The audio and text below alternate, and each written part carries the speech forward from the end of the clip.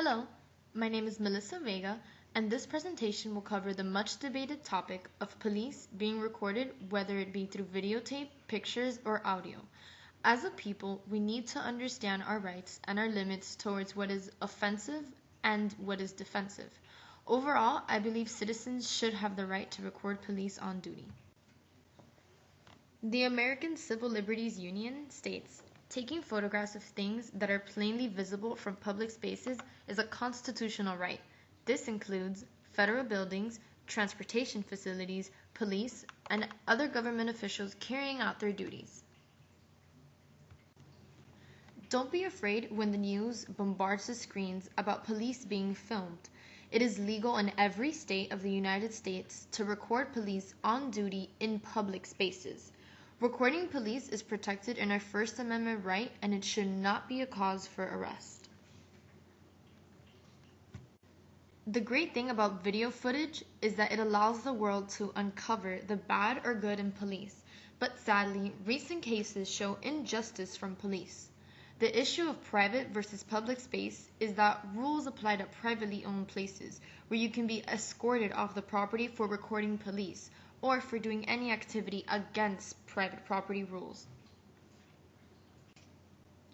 Some tips to remember while you're recording the police is to tell the police you are recording them.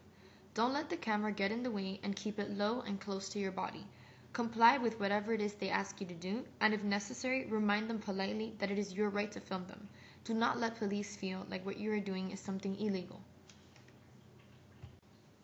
The power we have on our tiny devices is the evidence we can provide when making a claim against police. Acts like police brutality have been captured numerous times with several clips of witnesses screaming and hollering that the victim is innocent. In almost all these videos, citizens are complying with police orders and yet still receive excessive force. The real question is, will recording stop police brutality? Probably not. But it definitely will decrease it and let the court know what their police are doing. The sad part about all of this is that it takes a recording to prove to the world the barbaric acts police are committing against their community and their citizens. The stem of police brutality comes from power abuse.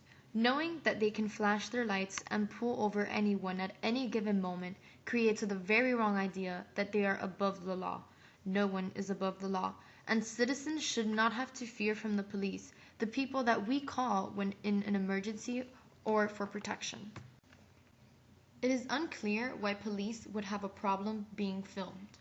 If they have probable cause to pull someone over and are respectfully laying down the law, a video camera should not be a bother.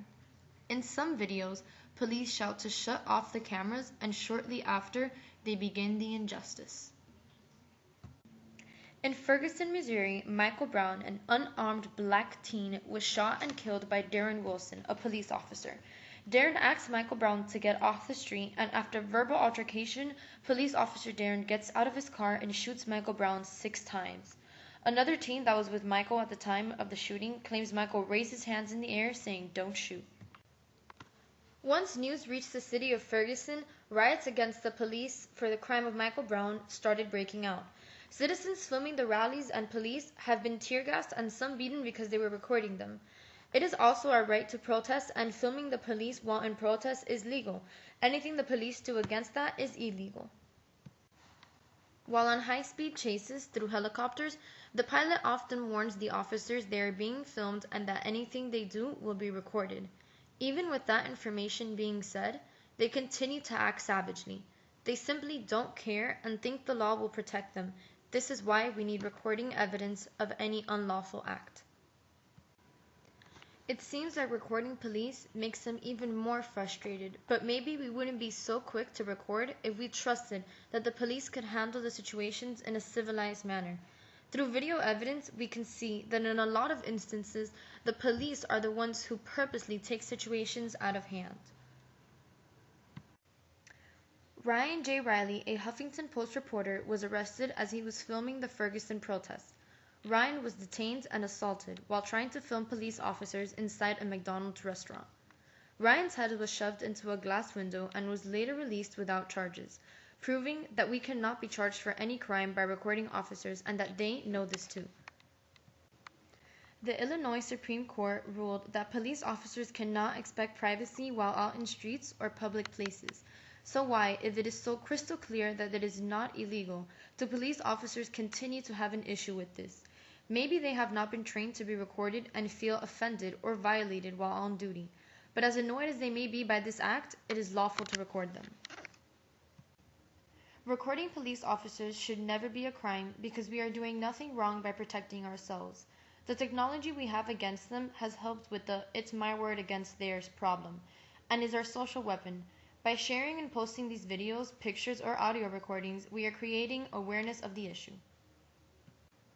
Communities have come together, alerting one another to record in any instance involving a police officer. Exercising our First Amendment right, freedom of the press, has made us all reporters and journalists.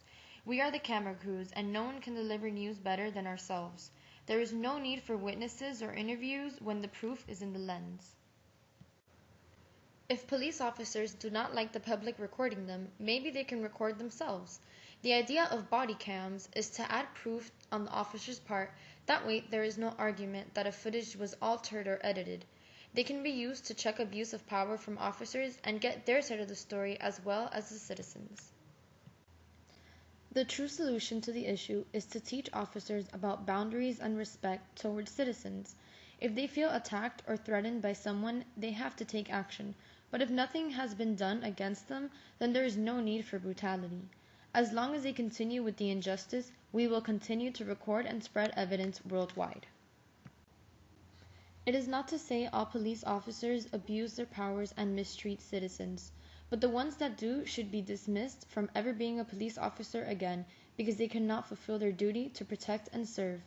Filming police should never be illegal or a crime, and as long as we have battery power, let's move forth with our movement to record and protect ourselves.